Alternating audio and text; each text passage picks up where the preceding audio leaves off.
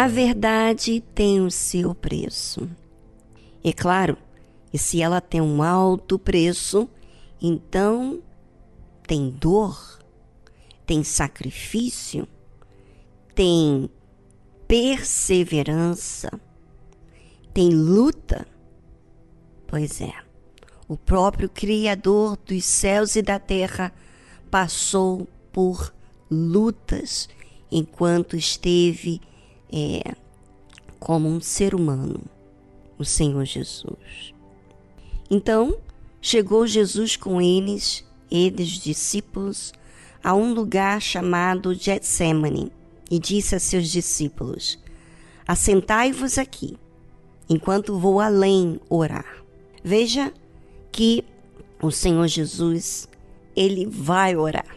Imagina, se o próprio Criador dos céus e da terra foi orar, foi falar com o Pai, então existe necessidade do ser humano falar com o Pai, com Deus. E levando consigo Pedro e os 2 filhos de Zebedeu, começou a entristecer-se e a angustiar-se muito.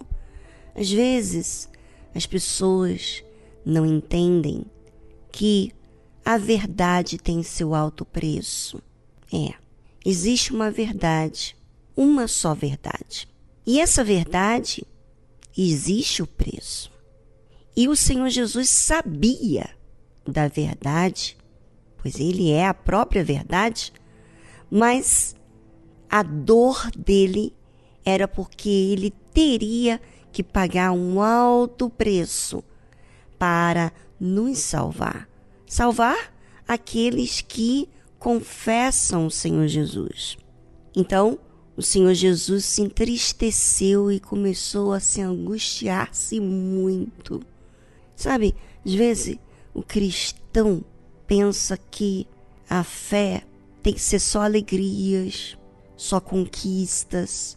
Pensa que a fé tem que estar tudo certo, certo ao seu ponto de vista, por exemplo.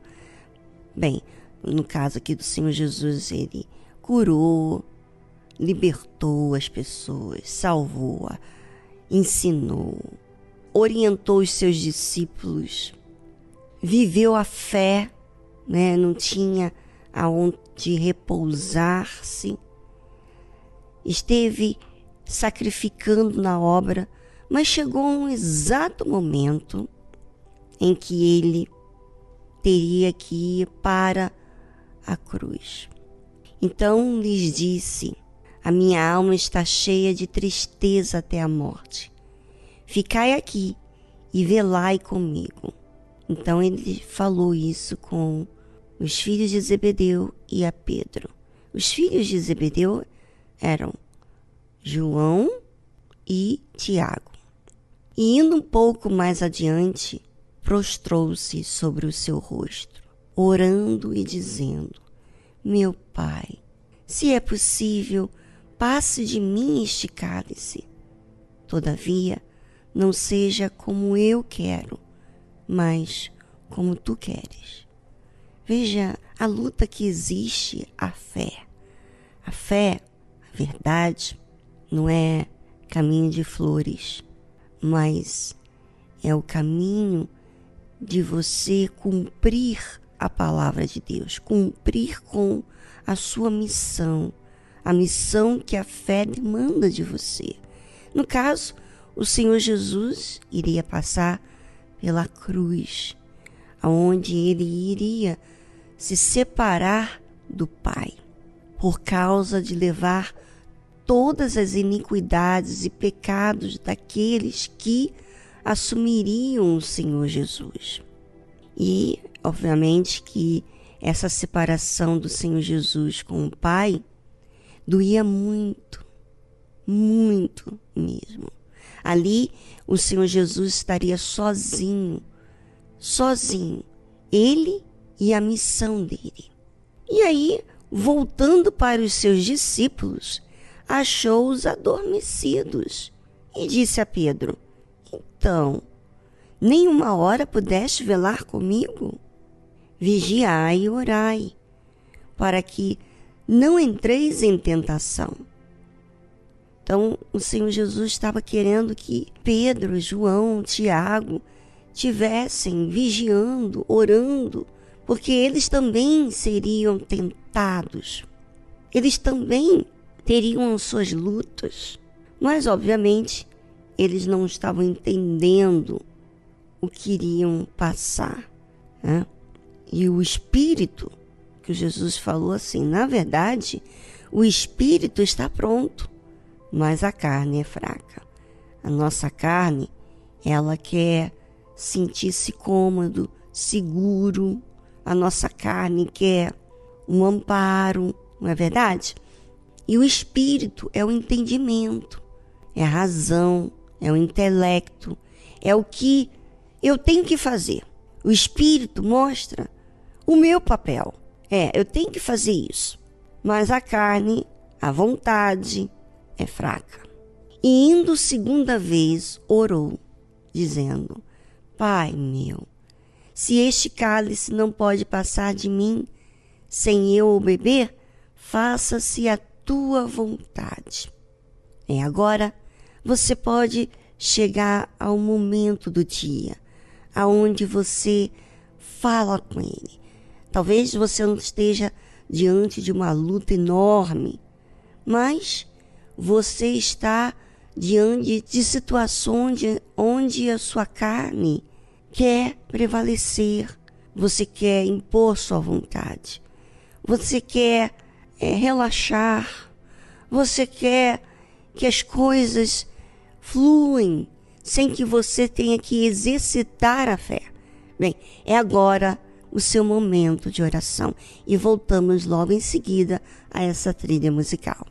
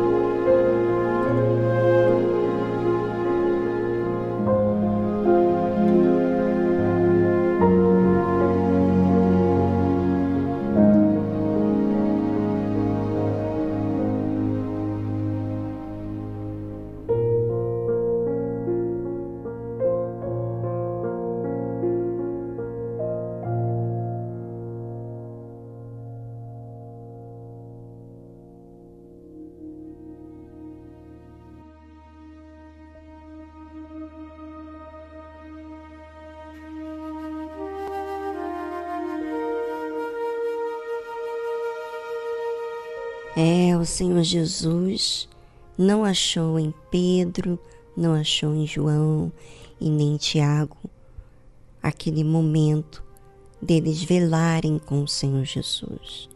Mas mesmo assim, o Senhor Jesus não o acusou. Jesus ensinou dizendo: vigiai e orai, para que não entreis em tentação. Na verdade, o espírito está pronto, mas a carne é fraca. E indo segunda vez, orou, dizendo: Pai meu, se este cálice não pode passar de mim sem eu o beber, faça-se a tua vontade.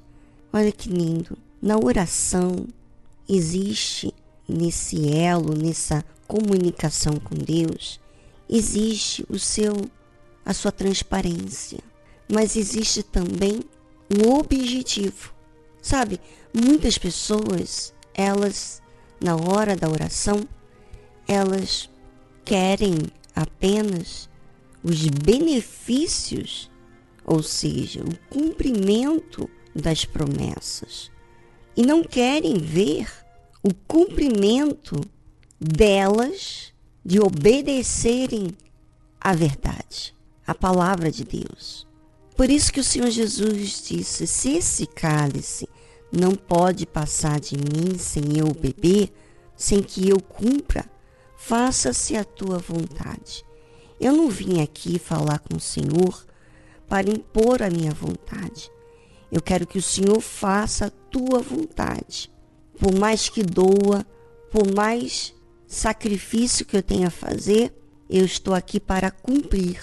E é muito importante a gente reparar o que falamos com Deus. Porque às vezes as pessoas falam para Deus todos os seus desejos, mas na hora ela não olha para a sua missão, para o objetivo, para a vontade de Deus. E olha só o que aconteceu. E voltando, o Senhor Jesus achou-os outra vez adormecidos, porque os seus olhos estavam pesados. E deixando-os de novo, foi orar pela terceira vez, dizendo as mesmas palavras. Imagina, você quando ora e você não tem o respaldo ou outras pessoas que estão orando com você, que estão vigiando, que estão exercitando a fé com você, se você vai desanimar. Não. A prova aqui que o Senhor Jesus estava sozinho na sua luta, porque ele sabia o que iria acontecer. E ele voltou a orar, independentemente se os seus discípulos estavam vigiando ou não. Então, chegou junto dos seus discípulos e disse-lhes: dormi agora e repousai, eis que é chegada a hora, e o Filho do Homem será entregue nas mãos dos pecadores. Levantai-vos, partamos, eis que é chegado o que me traz.